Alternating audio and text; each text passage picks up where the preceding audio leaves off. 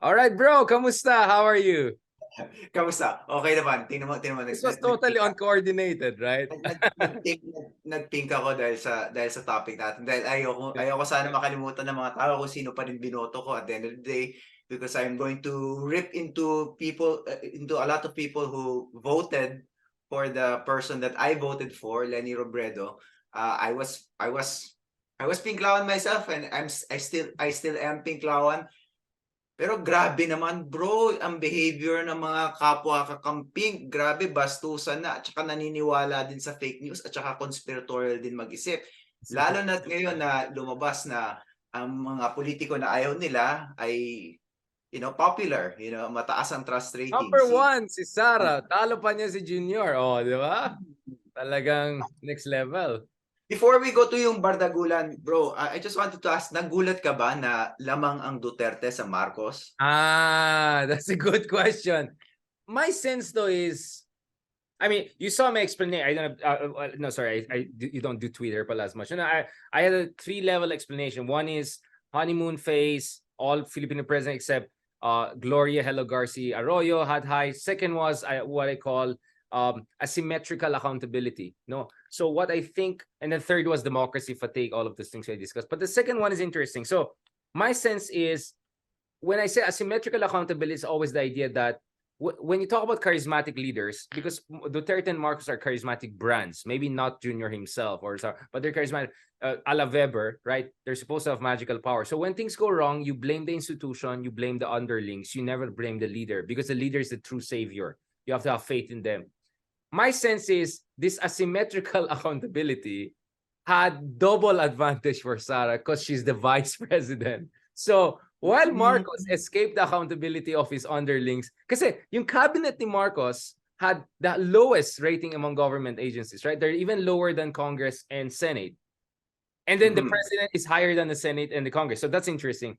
But Sara has even higher than Marcos Jr. So the sense is, well, she's VP naman eh, hindi naman siya president. So I don't know, parang I think in a sense, she had a double plausible deniabilities to say whatever is going wrong with inflation, etc. Wala naman akong kinalaman dyan. But to go back to what I said last year, because I can see you're saying parang kapos pa rin yung sinasabi mo, Richard. No, just to go back. Remember last year I said, dun sa 60% ni BBM, kutob ko 35 to 40% kay Sara Duterte. Because we all Sara Duterte was the natural charismatic leader. Well, Junior, I know a lot of my fellow Ilocanos were not happy when I said that. But let's be honest, until it was clear that Sara was not going to run anymore July, August, she was by far the leading candidate. BBM and Isko were effectively tied. So should I be surprised? No. By the way, the gap actually is not that big. Yes. Error. It's just 1 to 2 points with margin of error, like 5 points. So, but you're right. It's still interesting that Sarah is like, kaya di ba nakakatawa yung Rappler article, nakaganon si Sarah. Nakaganon siya, tapos Sara Duterte, most trusted. Like, perfect talaga, nakaganon eh. Yes. Bro, are you surprised considering all the shenanigans, concerns about education sector? Can I share my screen? May papakita ako. Let me make you co-host. Sige, may papakita ko na napaka-importante. Ito yung Sara effect kay Marcos. In case you forgot, ito yung PowerPoint na lagi kong pinapakita that shows the Sara Duterte effect on the election. So kita mo, Richard? Right. So on the left, ito yung survey from September 2021. So nandiyan pa si Sara Duterte. Tingnan mo. Tingnan mo yung Mindanao. Tingnan mo yung Mindanao support ni BBM, oh. Ang baba, di ba? Kababa, 8% lang sa Mindanao. Right. So, syempre, lamang sa kanya si Pacquiao. And tambak siya kay Sara, 47%. Now look at what happens in January nung si Sara wala na sa equation at sinusuporta na si BBM. Yeah. Bumulusok ang support ni BBM to 66%. That's even higher than Sara's initial support in Mindanao. Right. So nagsama. Nagsama talaga, di ba? So talaga yung dalawang number exactly. Yeah, that's what I'm always. For me, napakalinaw na hindi talaga mananalo. Well, pwede siyang nanalo, pero iba yung electoral route niya towards the presidency. Right.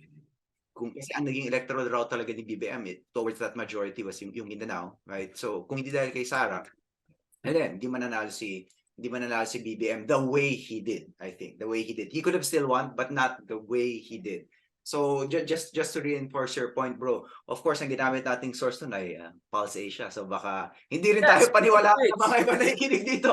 no. Speaking of which, I mean, I think that has been one of the biggest disappointment I have with some of the people, and I think unfortunately it got a little bit I even use the word charlatans and all. No, because I'm very disappointed with some of the people who should know better. If you fight against disinformation and all, and then you baselessly attack authoritative survey agencies like Pulse Asia, your attack. I mean, our friends are there, right? We know these are absolutely great people. Ronnie Holmes, I mean, you cannot get more progressive, more professional, more serious as a political scientist as him. So, ako aminado naman ako at some points I would make some sarcastic comments about Tatay Digong noon, but never in my heart I had questions about, people like Ronnie Holmes, etc. So for me, if you're against disinformation, be very careful when you make insinuations that compromise yung integrity ng isang authoritative institution like this. For me, that's really disappointing. Diyan nakaka-turn off yung ibang tao who are supposedly masters of counter disinformation, whatever like that, because clearly they are themselves flirting with disinformation here. You are even more emotionally strong than them because you're even, you're also a very close friend of, with friends like Ronnie, diba? I mean, it nakakalungkot yung ganyan. Now, there's also the second line of attack, no, which is like they have questions with the design of the they have issues with the design of the survey, yung questions daw leading whatever. I don't know. We don't have a problem citing Pulse Asia when it shows federalism, walang support for it, when it shows people want stronger stance on West Philippine Sea, diba? I mean, Pulse Asia kept on showing things that Duterte didn't want to hear back in the day. Federalism is not popular. Did you guys have a problem with that methodology when Pulse Asia was showing that GMA was tanking in her ratings? Did you have that problem with methodology when people were calling Noynoy Aquino Teflon because hindi ayaw bumaba ng rating niya kahit meron ng mga skandalo earlier in his even after yung Hong Kong bus crisis, for example, halos walang nangyari sa rating niya. Nagreklamo ba kayo noon? So ito lang sinasabi namin, be consistent. And then of course, ang kapal ng mukha nitong mga taong to kasi sinasabi nila, finally, mapapatunayan natin na mali ang Pulse Asia. Kasi mananalo si Lenny. Diba? Yun yung sabi nila, diba? We will finally, they thought it would naman ang Pulse Asia, naging ano they thought it would be the nail on the coffin of Pulse Asia dahil mananalo si Lenny and then may establish nila na yung kanilang big data ay tama, right? Yung kanilang Google Trends and all that kind of bullshit.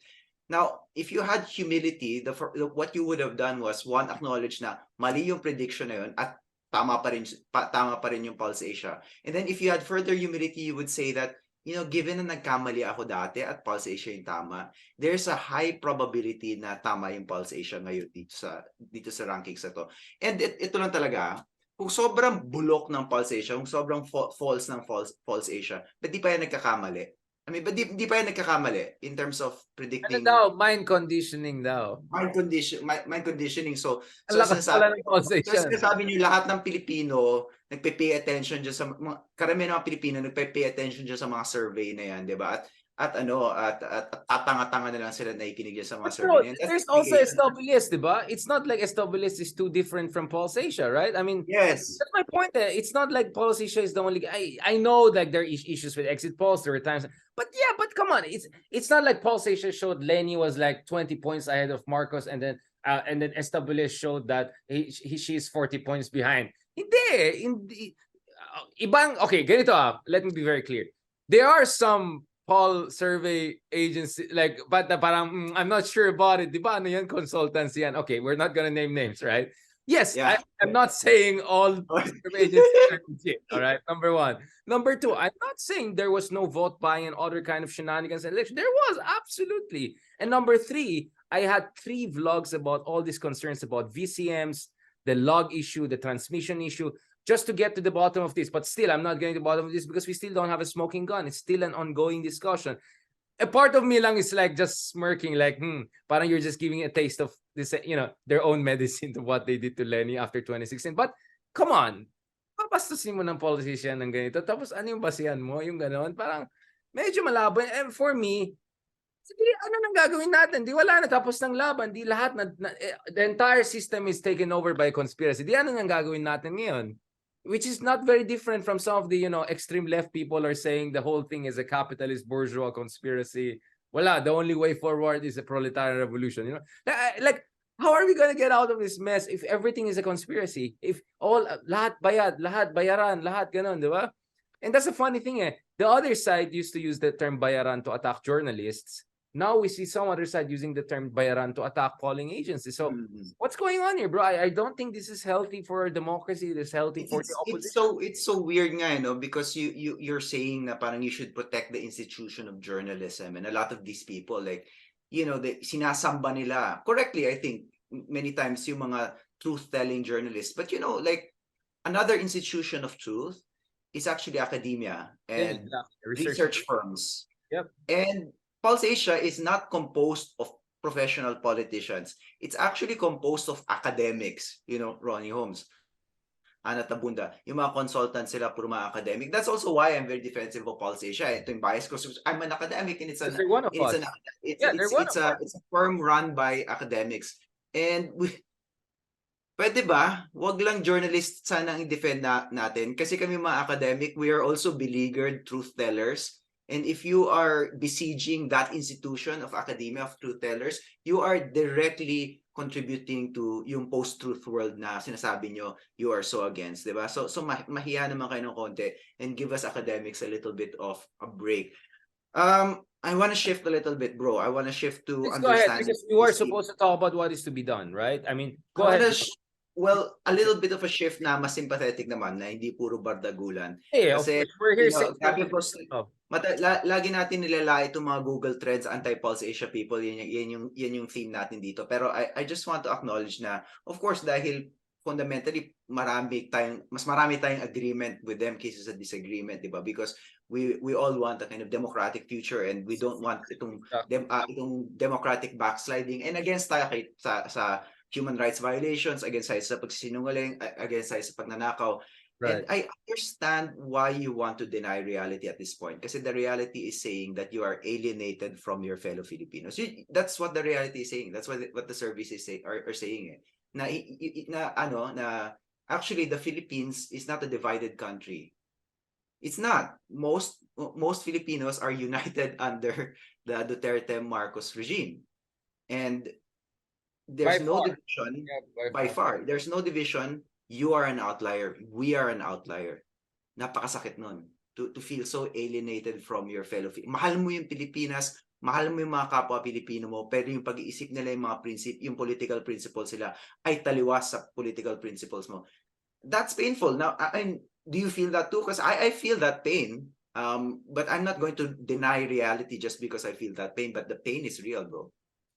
For me, my position is empathetic, because I know our democratic ideals did not deliver concrete results for vast majority of our ating kababayan. I hear a lot of good friends who supported, let's say, Lenny in the last campaign and say, di ba panon ni Pinoy, okay naman nag-grow yung economy, maayos tayong tignan, nasa World Economic Forum. I would say, yes, for you, middle class, upper middle class, it's a... Almost lahat ng ating mga kababayan na below that level, they really see a significant change in their life. And we never gave them any apology for the lack of transformative change all these years. Just look at the numbers. July Tiangki had this fantastic papers with Routledge. Parang I saw the concentration of political dynasty actually worsened by mid-2010s. Right? So I'm not going to blame the late president. I'm just saying, when you guys were in power, we didn't see a significant change also in the system. I'm not saying kasalanan niya, but I'm saying there's, of course, some shortcoming going on there. So what I'm saying is that I don't buy this argument na illiberal ang Filipino by nature. I'm completely against that. I think we are more agnostic, right? We will believe in democracy if it delivers. And we're willing to accommodate other points of view if it doesn't. The democracy one does, and that's very clear. The Pew survey is very clear. Only 15% are for full democracy, liberal democracy. 12% want authoritarian tatay system. 67% are open, right? Agnostic, ideologically agnostic, ambivalent. So I think Adele Webb used the term, political science, Adele Webb, this book term democratic ambivalence. So for me, complete like ideological ambivalence, right? Because Mm. when you're living in poverty from generation to generation, when you're facing everyday oppression, discrimination, and all the nonsense out there in our feudalistic system, it's so hard to, buy into, and this whole idea, no, let's hold the line for this kind of regime. I said, no, bro, a lot of our people are so desperate for overnight transformation that they just want outside the box candidates every now and then. And they have been convinced, partly thanks to this information, but kaya nga sana inayos natin yung education system, etc., right? Their idea is kasalanan ng mga dilawan ng lahat, no? But of course, Yeah. it's tragic because Liberal Party was the only major party that tried to create some sort of a modern party system, but they failed big time because they had to compromise with the trapos and dynasties. It's a tragedy, and for me, empathy is important, but also a mea culpa. There has to be a recognition na kakulang tayong lahat. Ako, even if I'm not involved in the whole politics of that, even though when I was critical of it, my sense is sana naging more active ako online noon pa. Sana I didn't leave the room to, who's, right? To just go out there and then just stay in the mainstream media and feel that will be enough. No, I think I should have been as proactive as I am today. Meaning nagsipagbardagulan, may konti na dapat bardagulan nung pa Why lang. not? Why not, bro? I mean, we did our bardagulan in the debate world, no? All of our konyo bardagulan. No, I needed pure bardagulan. I shouldn't have done that 2015-14 pa lang. You know what I'm saying? So Yeah. I'm willing to accept many faults. I was also at some point saying maybe. So ako, on my own part, I have had made many mistakes or many shortcomings, and I don't mind admitting them because it helps me to realize how can I be a better person in with my own limited capacity. So yun din ang problema ko, Leloy. I understand what you're saying is it's just too painful for us to admit. It's too frustrating. But kaya nga self-awareness, di ba? It's self-awareness. Self-awareness is king. That's really the only way to come out of the quagmire we find ourselves, because I believe the Filipino people will be on your side if you show true conviction and true humility, not fake humility, true humility. Lelo, you know, Pagpapakumbaba, bro. on my page, patay ka, right? Because my Arcametas, they saw how I fought back trolls myself. I was there myself, right? When you inspire people, they will be there for you. But when you're not inspiring, when you're just blaming voters, when you're just denying reality, when you're judging people, when you're saying they're not worth it, they're not right to vote, like, saan tayo papunta dyan, di ba? And I always said, Leloy, Latin America has very similar political economy with like us, and yet Lula wins. And yet, you know what I'm saying? All of these leftist people win. Yes, not easily, but why not here? Why is it 60-20? Why is it not 40-30, right? I mean, the gap is too big. So something is not working. Something is not working. As I said, how I wish Lenny was more proactive in reaching out, in accommodating media. How I wish she fought back against it. How I wish Lenny was more active now, because there's a vacuum of political leadership. But who am I again, right? Maybe we don't want to put pressure or stress on her. But that's the thing. When you're in politics, you have to do what you have to do. I don't know.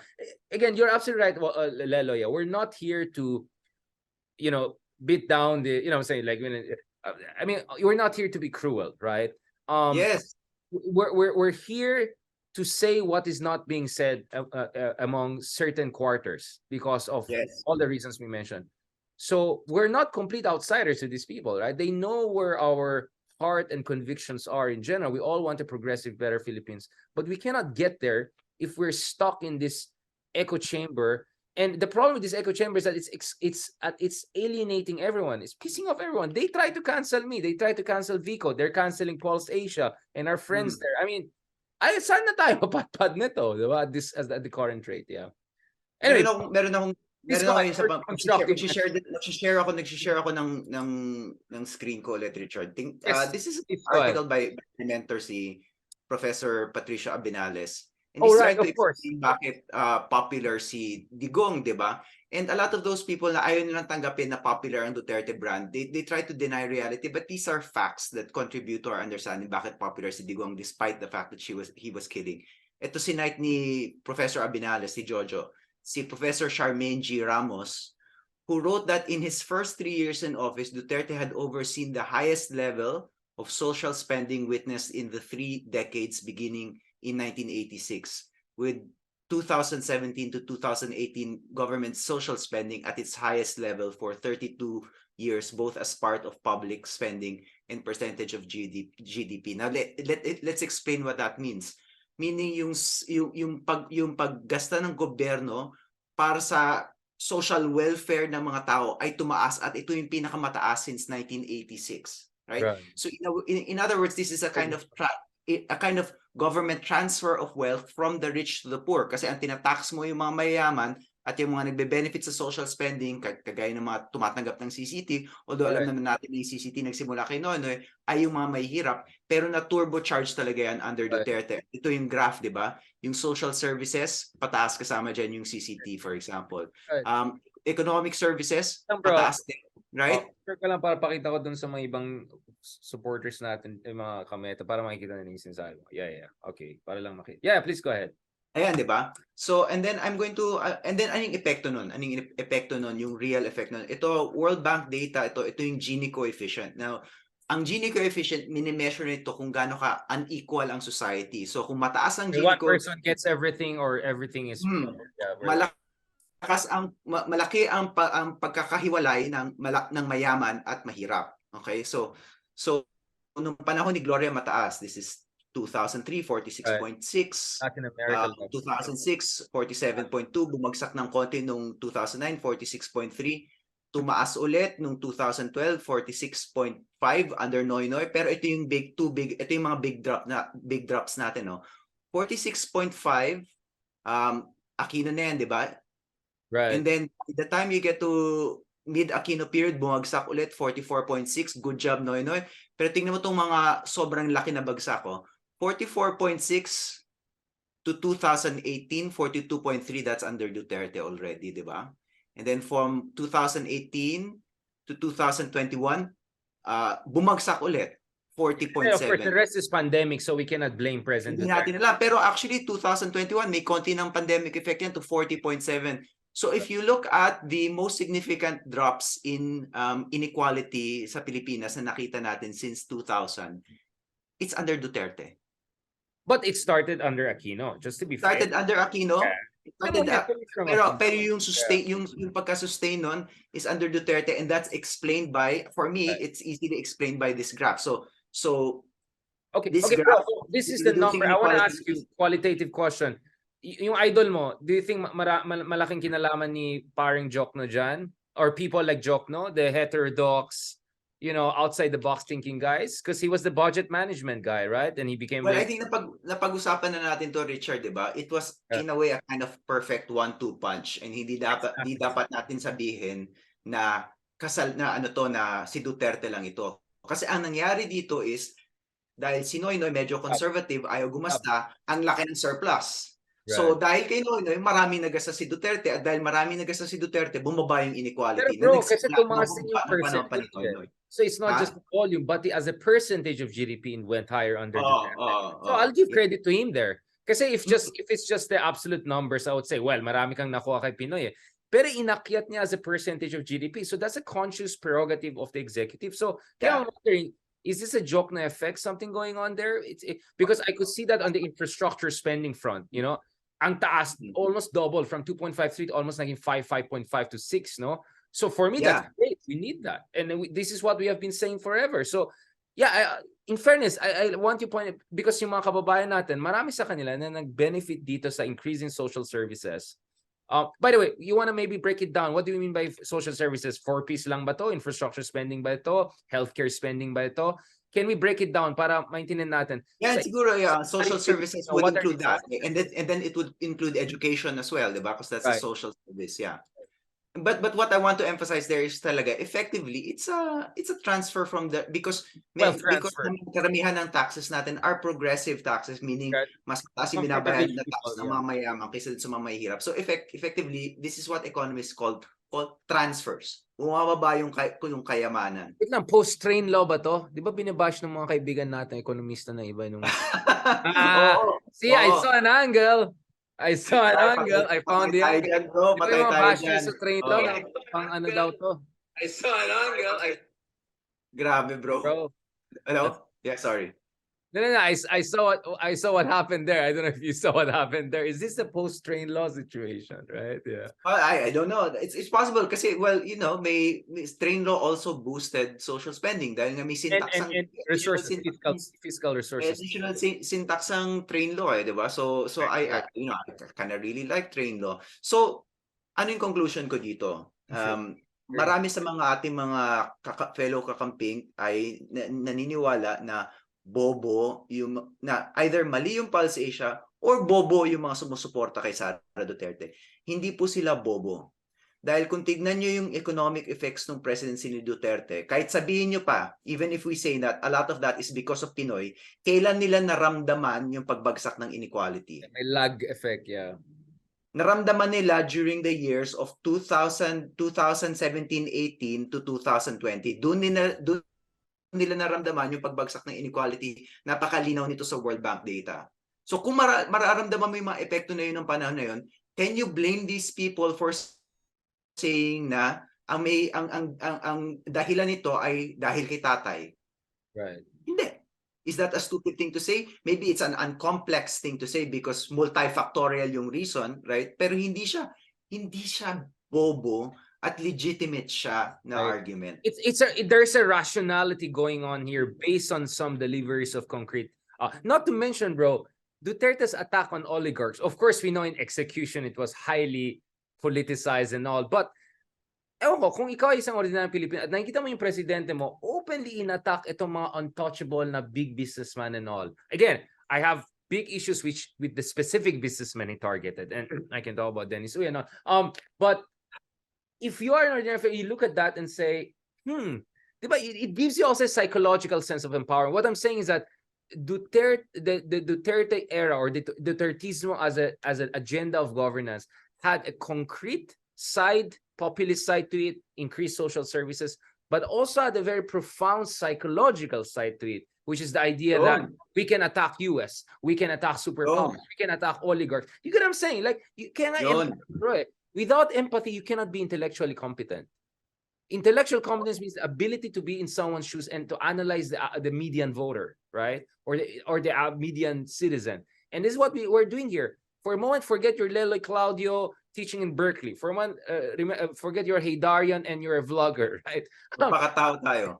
You know what I'm saying? You put yourself, and then with, of course, all the imperfections of the empathy and all, medyo makikita mo eh. And then you see these people attacking Duterte with their perfect accent, clipped accents, with their, you know what I'm saying, nice hair and nice education and all. It kind of sounds like elitist attack, right, on Duterte. And they talk about all these abstract ideas of sovereignty and I don't know, abstract ideas of human rights, but we never felt that when they were supposed to be in power or their favorites were in power, right? Yun nga yung sinasabi. Kaya for me, the opposition, the best chance for the opposition is to say to the Filipino people, naintindihan namin yung frustration nyo, but please don't blame democracy. Nagkakulang yung mga politicians, pero it's not democracy itself which is the problem. It's the failure to deliver genuine democracy. So we want to be with you and push for even more social services. Yun yung pinakakulang, di ba, sa mga liberals in the Philippines. Wala silang social service, social justice dimension. So it's all about political rights, civil liberties. Okay, fine, it's great. But if you don't have anything to feed yourself, you don't have basic healthcare, you don't have basic infrastructure, human rights sounds too abstract. Although, of course, human rights is 100% important. I mean it in terms of political rights and civil liberties. But social justice is extremely important. At yun talagang kulang talaga sa liberal sa Philippines eh. Kulang talaga sa economic front. Too conservative on the economic front. And ironically, Duterte, being the hybrid populist he was, he had that 1-2 punch also, right? So yeah, as I said, it's both psychological and also material. So I thank you very much for pointing that out because yun nga sinasabi ko, data. Look at the data. Rational po yung voters natin. We may not agree with it, but there is a reason why they decide the way they do. And we just refuse to appreciate them on their own terms. That's why some folks are completely losing the narrative here. And kaya yung mga tao, kung magbasa ka ng mga ilang columnists natin na nasa opposition media, kung magsulat sila, akala mo the Philippines is falling apart eh. Diba? Parang lahat ng ginawa ng government, mali, lahat ng economic negative news. Tapos if you're a regular voter and you like the administration, yeah, you see that prices are getting high, yan, nahihirapan ka. Tapos yung opposition media walang sinabi kundi bad things. Well, number one, sasabihin mo, things are not great, but I've been receiving more social services in recent years. And then number two, parang mabait naman yung presidente. Parang mabait naman yung vice president. Bakit sa tingin nila sobrang sama ng lipunan? Talagang i-alienate nyo lang talaga yung mga tao. So I think, kaya nga Nexus eh. Kasi Nexus is supposed to be a meeting ground of different ideas. And kung gumagawa ka That's ng your Nexus, favorite word, right? Interstices. I remember. Favorite mo yan eh. Yung book mo yeah, parang favorite word ko actually, bro, is concession eh. Concession. yeah. Okay. Pero sa'yo ko first narinig yan eh. Ibibigay ka lagi dapat dun sa kabila eh. Hindi mo pwedeng sabihin na, ito yung position ko, hanggang dito na lang. Ito yung position ko, anti-Marcos ako, inflation is bad, everything is bad, hanggang dito na lang. No, dapat sabihin mo, okay, anti-Marcos ako, I don't believe in fake news, I think the inflation situation is bad, but bumaba pa rin naman, parang meron pa rin naman mga good trends, malakas pa rin naman yung GDP growth.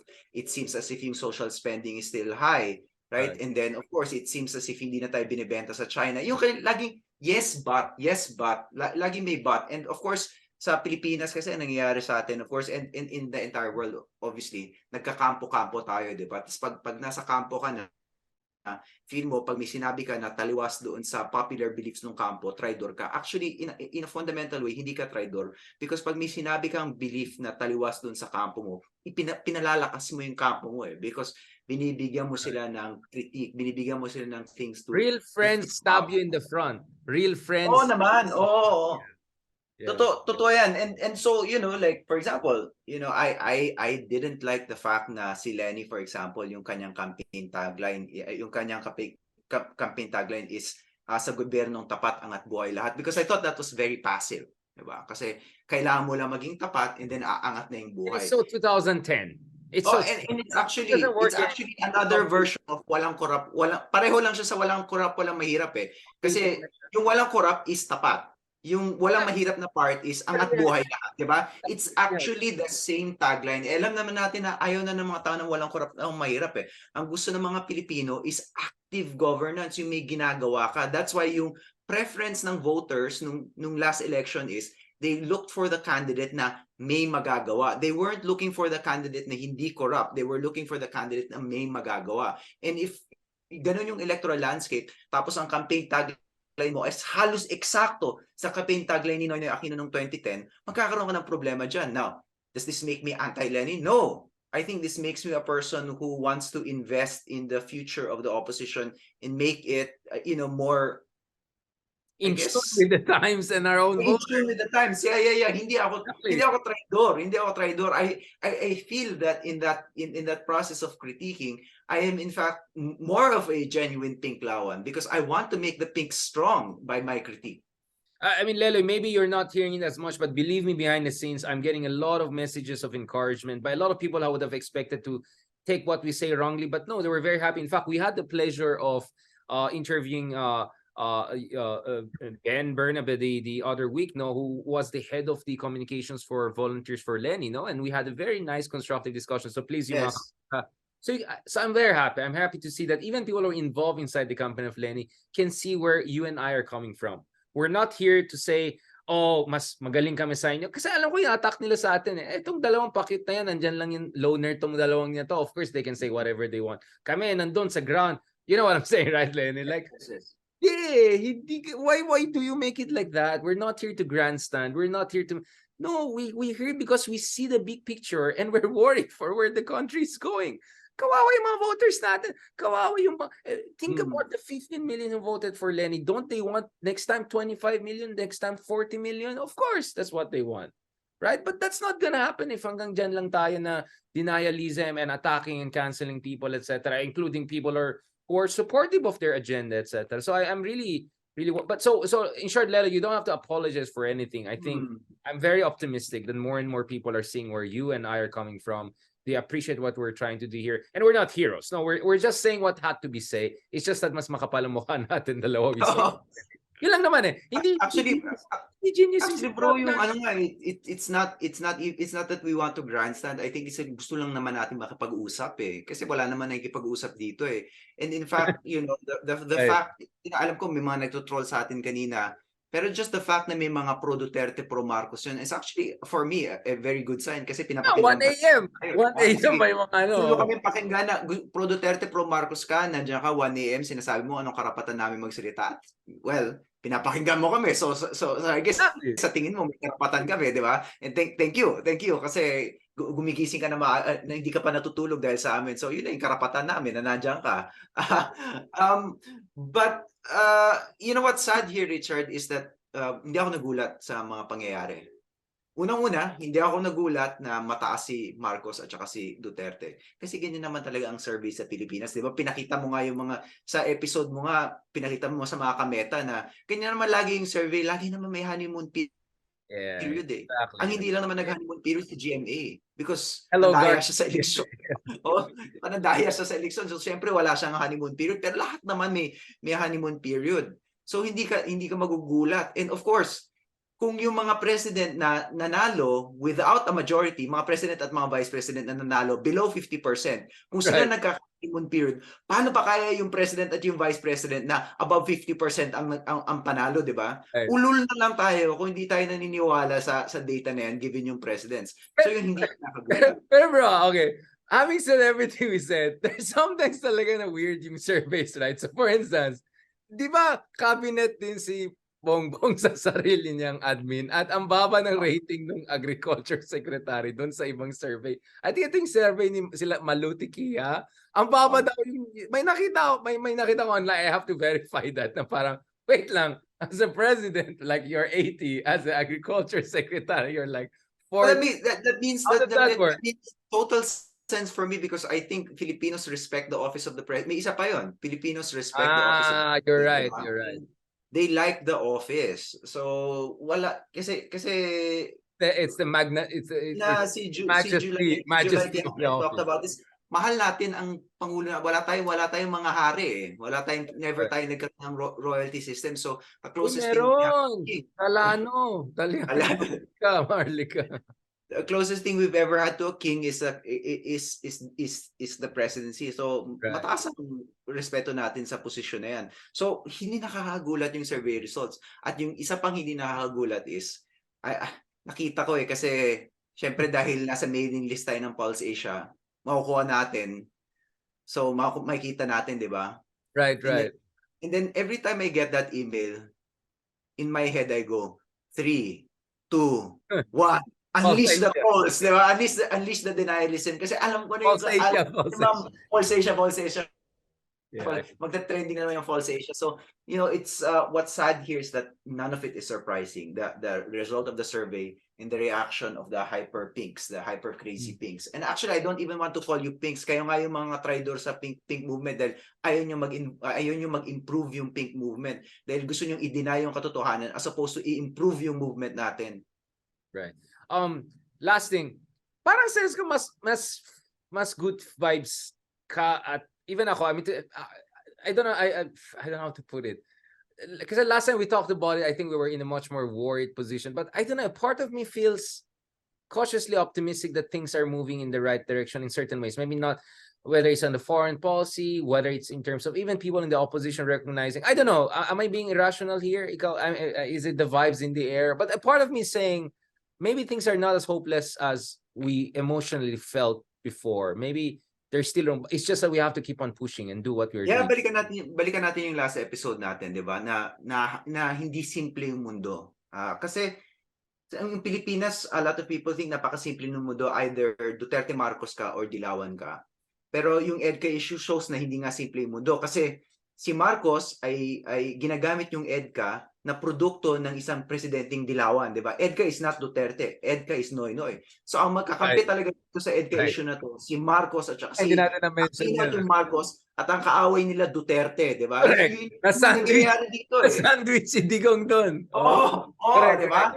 Diba? So ang ginagawa ni Marcos ay itinutuloy niya ang foreign policy ni Benigno Aquino III at binabasura niya ang foreign policy ni Tatay Digong.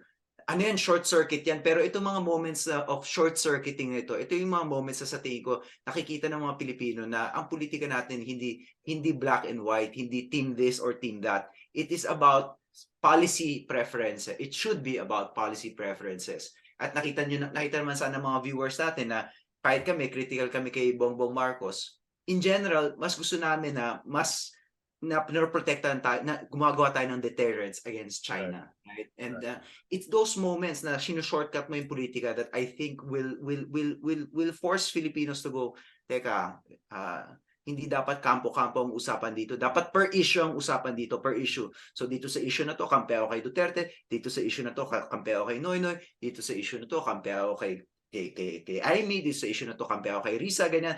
Per issue dapat ang atake dito. Even if meron tayong pagkiling dun sa mga personality ng mga politiko na feel natin mas may integrity, mas may democratic vision kagaya ni Lenny, right? Ganun ako mag-isip about this eh. Meron akong general amor para sa mga democratic politicians kagaya ni Lenny, kagaya ni Risa. Pero that does not mean that on a per issue basis hindi ako magdi-disagree with them, hindi ako mag-agree with sina Marcos or si Duterte. Right. I mean, all of these discussions, this intellectual dialectics we have been going through, it kind of reminded me of how Isaac Berlin, the great Russian emigre philosopher in Oxford, I think Bongbong Marcos talked about him when he was having vlogs about his Oxford days. Oh, I was in Seryoso? yeah, I was still like, he was talking about how Isaiah Berlin, sorry. No, Isaiah Berlin, one of the great things he did was, there was a book about Russian intellectuals, and he said like Tolstoy was kind of a hedgehog who thought he's a fox, right? And I always thought about it it was a very profound thing for me, because if you look at it, I think both of us, in a way, we think we're a hedgehog, right? We have some grand ideas about how the world works. But let's just be very honest. When it comes to analyzing geopolitics today, Philippine politics, I think I'm as fox as it can get, right? I'm just, I'm not sticking to one definite vision. I'm willing to get as much information from different sides to put it together, right?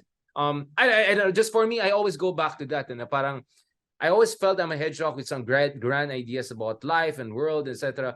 But the way I see myself is the only way really to be effective in political analysis in the Philippines today, or foreign policy analysis, is to be a fox. You shouldn't force a certain paradigm when clearly reality defies art and reality defies frameworks and paradigms. Yeah. So in that sense, very Gramscian, very Gramscian. At ang kailangan mo doon si Machiavelli. Si Machiavelli is actually a great philosopher of civic Machiavelli. Hindi actually, di ba, medyo misinterpreted siya eh. Kasi he's actually a great philosopher of civic politics. At yung isang konsepto na lagi niyang idinidiin, yung konsepto ng virtue. Pero virtue as related to a kind of strength of character and strength of will. Kasi hindi mo kayang maging fox in Machiavelli's terms. Kung wala ka ng virtue na yan, kung hindi mo kayang panindigan yung mga pag-iisip mo. Kasi kung sa Tagalog, maganda yung word dito, buo ang loob. Kung hindi buo ang loob mo, ang gagawin mo, makikinig ka na lang doon sa teammates mo, makikinig ka na lang doon sa boss mo, makikinig ka na lang doon sinasabi sa social media. Pero kung buo ang loob mo, kaya mong i-approach ang politics on a case-to-case basis. Dahil buo yung loob mo, naniniwala ka na matalino ka enough, moral ka enough to be able to make decisions about specific issues. And hindi lang buong loob, dapat matrabaho din. Kasi if you want to make decisions about specific issues, you need to do the research and not just listen to individual people. So matrabaho yung proseso na yan. Pero I think dahil ang pinag-uusapan natin dito ay Pilipinas, dapat magtrabaho tayo para sa Pilipinas. And if it means reading more, you should read more. Yeah, read more, write more, and revisit some of your writing. I'm sorry, I was just looking at it because, in fairness, one thing I agree with Aris Arugay, a good friend of ours, is he always remembered the good Machiavelli debate. That actually the thing with Machiavelli is that he wrote a lot of other things, Discorsi, for instance. He was actually a very passionate Republican guy. And when I was in Florence last November, I really tried to find his corner. I was happy to find it. Although one thing, bro, mukhang Machiavelli still used at least kasi may Institute of Machiavelli sa Florence. At katabi niya is Confucius Institute of China and then Russian Institute, something like that. Like sa Oh my God. hanggang ngayon. So Sabay may tayo dyan, brother. with Machiavelli, Instituto Machiavelli, and then there's like Confucius Institute and Russian. Like, what's going on here, right? Hanggang ngayon, di ba? Yun ang mga Makabele, Pa rin mga siya eh. Makabele, Makabele talaga eh, Makabele. Tuwan-tuwa ka dun, ha? Yeah, maybe next time we have to talk about Maharlika, etc. By the way, before I close this episode, I just want to say that gladly we have found studio, I think affordable studio, etc. Kasi medyo nagpa-crowdfunding na tayo ng konti para lang we can raise funds. So I was also in contact talking to many good friends of ours. Of course, we want Joseph to be there. I don't know about the schedule though, but also with Ambeth, etc. So our hope is later on July, right, bro? When you'll be back, God willing, we can all come together in person, sit there, Joe Rogan, go do it for 3, 4, 5 hours, no problem. So don't worry, mga kameta, don't worry, mga ka-Nexus. We're doing our best here to make sure that we can deliver you more high quality discussion. And then my option pala, I was told by our good friends Mark Gamboa, whom I hope to share as, kasi maraming alam na Marites yan sa vlogger world, di ba? Siyempre. Meron daw, bro, medyo mas malaking studio, medyo mahal lang siya, pero may room for audience. So maybe later on we can have even audience there, some of our audience there. So don't worry, guys. I'm already thinking about that, all the logistics, and also God willing, later this week, later this year, we can have Leloy, the rest of the group in person. I'm really excited to do that, bro. If the chance comes, looking forward. Looking forward to it. Salamat, bro. Salamat, bro, and have a great day. Have a great weekend, and thank you so much to everyone. Thank you. Thank you. Talk to you soon.